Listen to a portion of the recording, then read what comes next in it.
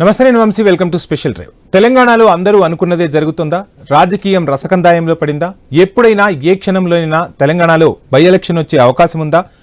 స్పీకర్కు ఉన్న కొన్ని అధికారాల వల్ల ఉప ఎన్నిక జరగకపోవచ్చన్న వాదన కూడా వినిపిస్తుందా? ఇప్పుడు సుప్రీంకోర్టు ఇచ్చిన తీర్పు అమలు అవకాశాలు చాలా పరిమితమన్న వాదన చేసేవారు కూడా ఉన్నారు.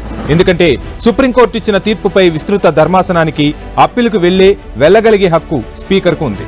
ఇప్పుడున్న పరిస్థితుల్లో ఆ హక్కును వాడుకునే అవకాశాలే ఎక్కువన్న వాదనలు కూడా వినిపిస్తున్నాయి. అయితే సుప్రీంకోర్టు ఇచ్చిన తీర్పులో మాత్రం నిజం ఉందని అనిపిస్తోంది. ఒక పార్టీపై గెలిచిన వారు మరో పార్టీలోకి వెళ్లడం ఓటర్ల నమ్మకాన్ని వమ్ము చేసినట్టే అవుతుందన్నది విశ్లేషకుల వాదన.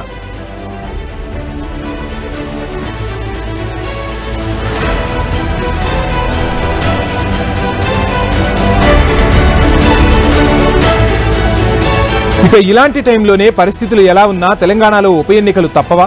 జూబ్లీహిల్స్ స్థానంతో పాటు మరో 10 చోట్ల బై ఎలక్షన్స్ అనివార్యం కాబోతున్నాయా అన్నది ఇప్పుడు తెలంగాణ పొలిటికల్ సర్కిల్స్ లో జరుగుతున్న హాట్ టాపిక్. అనర్హత పిటిషన్లపై 3 నెలల్లోపు చర్యలు తీసుకోవాలని సుప్రీంకోర్టు స్పీకర్ను ఆదేశించింది.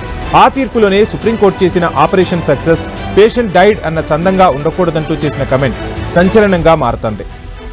దీంతో ఎమ్మెల్యేల అనర్హత ఫిర్యాదులపై స్పీకర్ గడ్డం ప్రసాద్ కుమార్ ఎలాంటి నిర్ణయం తీసుకోబోతున్నారన్నది రాష్ట్ర రాజకీయాల్లో ఉత్కంఠ రేపుతున్న అంశం.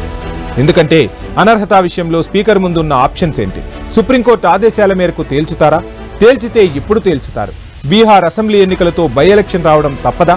లేక బీహార్ నోటిఫికేషన్ వచ్చే వరకు నాంచివేత ధోరణి అవలంబించి వచ్చే ఏడాది జరిగే పలు రాష్ట్రాల అసెంబ్లీ ఎన్నికలతో ఉప ఎన్నికలకు వెళ్తారా? లేక స్పీకర్ అనర్హత వేటు వేసే వరకు ఆగకుండా కాంగ్రెస్ లో చేరిన ఎమ్మెల్యేలు రాజీనామాలు చేస్తారా?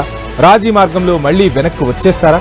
లేక ఏదైనా మిరాకిల్ జరిగి 3వ వంతు ఎమ్మెల్యేలను కాంగ్రెస్ లోకి లాగేస్తారా? బీఆర్ఎస్ ఎల్పీని కాంగ్రెస్ లో విలీనం చేసే ప్రయత్నం ఏమైనా జరుగుతోందా? ఇలాంటి టైంలోనే నిన్న ప్రభుత్వ చీఫ్ విప్ ఆది శ్రీనివాస్ చేసిన కమెంట్ సంచలనంగా మారింది. బీఆర్ఎస్ కు ఎందుకంత తొందర అన్నట్టుగా మాట్లాడేశారు. కోర్టు మంచి తీర్పే ఇచ్చిందనడంలోనే అనుమానాలు వస్తున్నాయా? అంతా మంచే జరుగుతోందని ఆది శ్రీనివాస్ ఎందుకన్నారు?